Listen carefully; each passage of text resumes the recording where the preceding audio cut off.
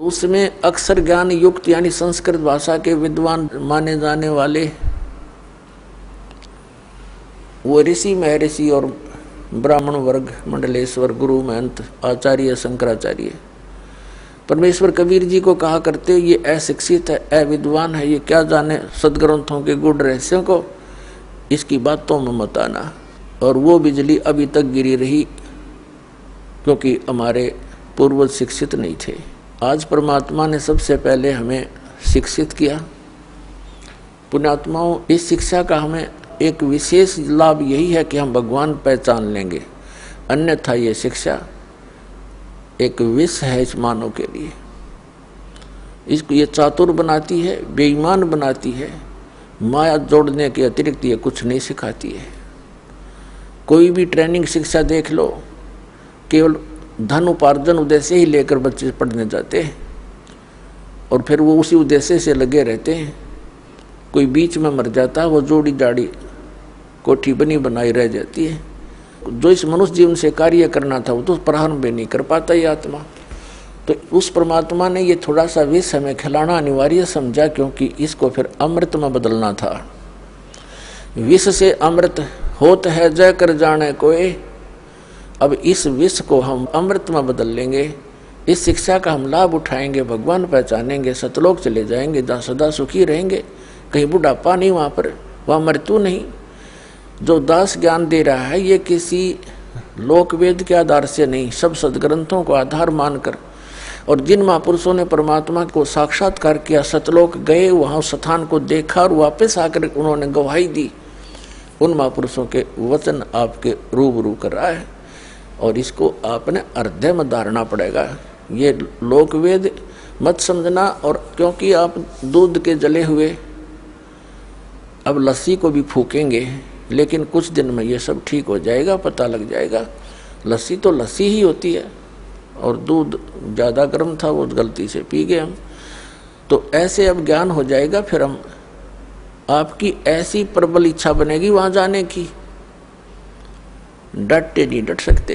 इस ज्ञान के आधार से फिर भक्ति का ऐसा प्रेशर बनेगा। देखो, हम बुढ़ापे में देखते हैं, कहते हैं इसका दिमाग काम नहीं करता, बुढ़ा का कहें कुछ, सोचा कुछ, बोला कुछ। क्योंकि वृद्ध अवस्था में जैसी भी क्रियाएं हम करते रहे, वो शरीर में पूर्व जन्म की जो थोड़ी बहुत बैटरी चार्ज थी, संस्कार शुभ थे, उन्हीं को मनुष्य जीवन प्राप्त होता है, वो खत्म हो गए। तो हम भक्ति के प्रेशर से एज इट इज माइंड बना रहेगा और एक करट लगी रहेगी। जब शरीर छूटते ही एक कदम आपका सतलोक के अंदर होगा, क्योंकि यहाँ की तो आपको पता ही लग जाएगा। यहाँ से तो आप छक कर दुखी हो लोगे। और पहले बुढ़ापा हमारे लिए एक कैर था, अब वृद्ध अवस्था हमारे लिए वरदान सिद्ध होगी। क्योंकि पहले हम अज्ञानता के कारण इसी क्रिया को फाइनल मान रहे थे, हमारा काम पूरा हो गया, कभी मृत्यु हो जाए, चाहे दुखी रहें, चाहे भुगतें, चाहे किसी प्रकार पड़े पड़े अंदर ही टट्टी करते रहते थे। बूढ़े बूढ़िया देखिए हमने, वो कह रहे थे हमारा काम पूरा हो गया, बस ठीक से। तो अब हम उन दुखों से एक चिंतित होवांगे और फिर इस बुढ़ापे से छुटकारे के लिए एक विशेष कसक बनाएंगे सतलोक में जाने की। और जहाँ आशा तहाँ बासा हुई, और भक्ति साथ होनी चाहिए। भक्ति बिना वहाँ कौन रखेगा अपने को। तो ये भक्ति का मार्ग आपको ऐसा मिल गया है कि कुछ ही समय में आप भक्ति से परिपूर्ण हो जाओगे। थोड़े ही करने से घना लाभ मिलेगा। जैसे एक तो सारा दिन मजदूरी करे, 200 रुपये प्राप्त करे। एक ऐसा सेठ साहूकार ऐसा बिजनेस करता, रोजाना का 1 लाख रुपए का गल्ला ले जाता है, तो वो कितना धन एकत्रित कर रहा। इसी प्रकार आपको ऐसा मेथड दिया जाएगा भक्ति का, जिसके एक श्वास की इतनी कीमत बढ़ जाएगी। वो सतनाम के 2 अक्षर का जाप दिया जाएगा। उसके बारे में कहा है परमेश्वर की वाणी में कि सतनाम एक पालड़े, एक तराजू के तखड़ी के एक पलड़े में सतनाम के एक श्वास, उस श्वास की कीमत। ये कंप्लीट मंत्र होता है। वो श्वास और उस श्वास से 2 अक्षर का पूरा जाप होती। एक मंत्र आपका आपके अकाउंट में जमा होगी वह कमाई। सतनाम पालड़ा रंग होरी हो और 14 लोग चढ़ावे राम रंग होरी हो। दूसरे पलड़े में यहाँ के 14 लोक रख दे और 3 लोक पासिंग धरे रंग हो रही हो, वो तो ना तुलाया तुलाया राम रंग हो रही हो। अब ऐसा मंत्र आपको मिलेगा, तभी तो इसको सतनाम सतनाम की रट लगा रखी है कबीर पंथ के अंदर। और सतनाम का उनको पता नहीं कख भी और कितना कीमती है सतनाम। तो इस सतनाम की कीमत एक श्वास की कितनी बता दी, अब हिसाब ला लेना। और आप कितनी शक्ति भक्ति लेकर आए थे वहां से, कितनी पूंजी लेकर आए थे, यहाँ भी कंगाल हो गए, भिखारी मांगते फिरो, फिर भक्तिहीन हो गए हम, बन गए कुत्ते गधे सुअर बना दिए इसने, सब लूट लिया इसने हमारे को, इस काल भगवान ने। इसने ये रेस्टोरेंट बना रखे हैं, स्वर्ग महास्वर्ग। आप यहाँ थोड़ी बहुत पुण्य दान करते हो, परमात्मा की दया से करवाते हैं, वो आकर के वो स्वयं आते हैं, अपने बच्चों को भक्ति से चार्ज कर जाते हैं, कहीं भी प्रकट हो जाते हैं किसी भी रूप में आकर के, और उनको भक्ति मार्ग बता जाते हैं, कुछ दिन वहाँ रह जाते थे। पहले तो ऐसा था कि एक क्षेत्र का व्यक्ति दूसरे क्षेत्र में नहीं जानता था वहाँ क्या हो रहा है, क्योंकि इधर आना जाना कन्वेंस थी ही नहीं। तो परमात्मा एक एक दिन 100 जगह 1000 जगह प्रकट हो करके, और वहाँ गुप्त रूप से साधु रूप बना करके 10-20 वर्ष कहीं रहे, फिर अचानक चले जाते थे और उनको भक्ति से युक्त कर जाते थे। तो उस आप में आस्था भगवान की बनी रही ना। तो काल तो नास्तिक करवाना चाहता है कि इनके आस्था हट जाए भगवान से। अब कलयुग में ये विज्ञान का कति ढूंढा ठवा दिया, या विज्ञान दी भगवान ने ये बनाने के लिए, इंटरनेट और सैटेलाइट और ये टीवी बनाने के लिए, ताकि मेरे बच्चे मेरे ज्ञान को घर बैठे सुना करेंगे, घर बैठे पहचान लेंगे कितना दयालु है वो परमात्मा। और काल हमें बकवाद सुनवाता है इन्हीं के माध्यम से।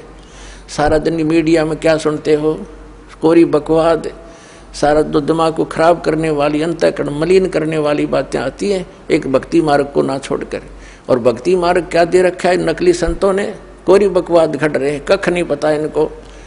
तो सब तरह से हटा दिया हमारे अंतःकरण को, और हम नास्तिक होने के कागार पर खड़े थे। जब यह भक्ति प्रारंभ ना होती तो ये सत्कर मान लेना। अब दया करी परमात्मा ने, फिर से बीज पड़ेगा सभी के अंतःकरण में।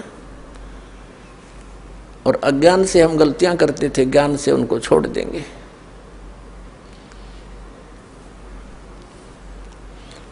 तो प्रसंग चल रहा था, वही आते हैं कि इस परमात्मा ने आके हमें ये ज्ञान बताया, और आपको भक्ति से इतना परिपूर्ण कर दिया जाएगा। तो इसने ऊपर के जो रेस्टोरेंट बना रखे हैं, हमारी यहाँ पूंजी परमात्मा भक्ति कराते हैं, हम स्वर्ग चले जाते, महास्वर्ग चले जाते, ओम नाम का जाप करके वहाँ खा कर आ जाते हैं। वहाँ रेस्टोरेंट बना रखे हैं ब्रह्मा जी के लोक में, उसका अपना अलग है रेस्टोरेंट, विष्णु जी के लोक में जिनको स्वर्ग नाम रखा गया। तो हम अपनी पूंजी को वहाँ जाते हैं, वहाँ हमारा टैक्स लेते हैं, किसी में 10%, किसी का 15-20%, किसी में 25% आपकी पूंजी का वो चार्ज लेते हैं। और बाकी खाना आपकी पूंजी से है, जैसे आप होटल में जाते हो ये चार्ज अलग लेते हैं उनसे आपसे। इस करके ये सब जोड़ जुगाड़ से अपने ब्रह्मांड चला रहे हैं। तो हम इन के लोकों में अपनी इस पूंजी का नाश नहीं करेंगे। अब हमें ज्ञान हो गया, हम सतलोक चले जाएंगे। तो क्या बताते हैं परमात्मा कि तुम वहां से जब आए भक्ति से युक्त थे, मेरे अंशा भाई, अंश स्वरूप था जब तू आया, और अपना स्वरूप भूल में भूला ताते जीव का आया। अब तू अपना वास्तविक स्वरूप और स्थान भूल चुका है, इसलिए तू यहाँ भिखारी बना फिरा है। और यहाँ सुख हो ही नहीं सकता, चाहे राष्ट्रपति बन ले, कोई न कोई टेंशन उसके को पारिवारिक आपदा हो जाएगी, कोई शरीर में उसके अपने ऐसी बीमारी लग जाएगी, डॉक्टर भी फेल हो जाएंगे भक्ति इन प्राणी का। क्योंकि पूर्व जन्म के पुण्यों से उच्च पोस्ट पद प्राप्त करता है, अच्छा धन प्राप्त करता है, क्योंकि पहले जन्मों की बैटरी चार्ज है। आगे चार्जर ना लगने से बैटरी कितने दिन काम करेगी, एक दिन उसने अपना काम छोड़ना ही छोड़ना है।